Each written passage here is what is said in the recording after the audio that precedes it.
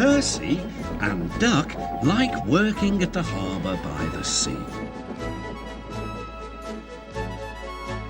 On a clear summer's night, there is no better place to be.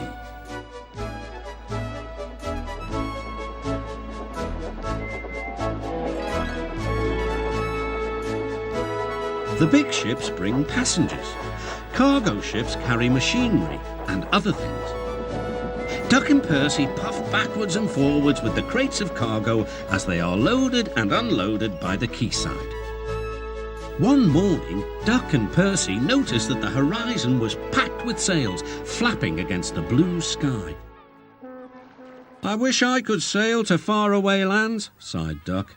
"Engines can't go sailing," snorted Percy, "because engines can't float." Duck still had his dreams. Suddenly they were rudely interrupted.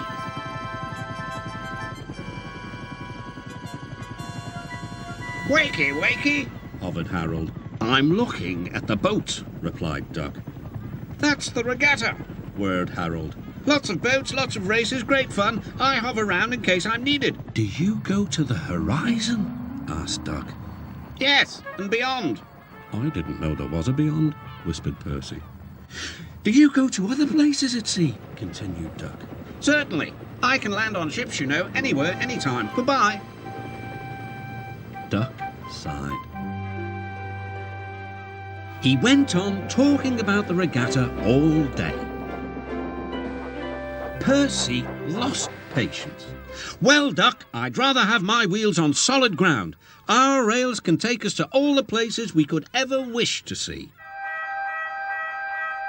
"That's an emergency," called Duck's driver.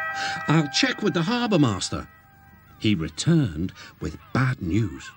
"A man taking part in the regatta has hurt his hand. We're to take him to the hospital at the next station. Harold's bringing him now. Come on."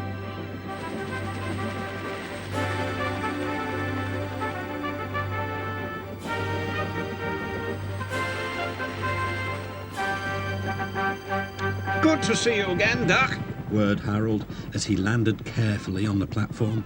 The man was gently helped to safety. "My job is to stay at sea in case of other emergencies. Otherwise, I would take this gentleman to hospital myself. Must fly. Goodbye."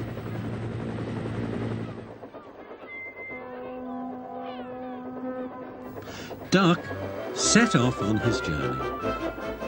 Soon he was steaming well and his wheels were thundering along the track.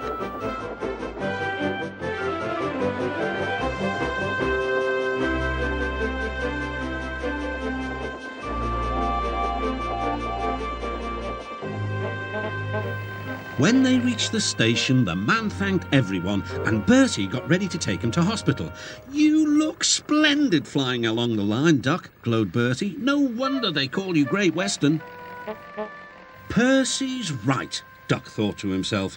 Engines are happiest when their wheels are firmly on the rails. That night, Percy and Duck stayed a little longer at the quay. The air was warm and the sea calm. "There's a shooting star," said Duck. "Don't be daft," laughed Percy. "It's Harold. Look, he's hovering overhead." Something fluttered down towards Duck. His driver caught it. "It's a flag from the regatta. Harold's giving it to you as a present, Duck." "That was kind of Harold," whispered Duck. "He may have whirly arms instead of wheels, but he seems to understand just what an engine needs."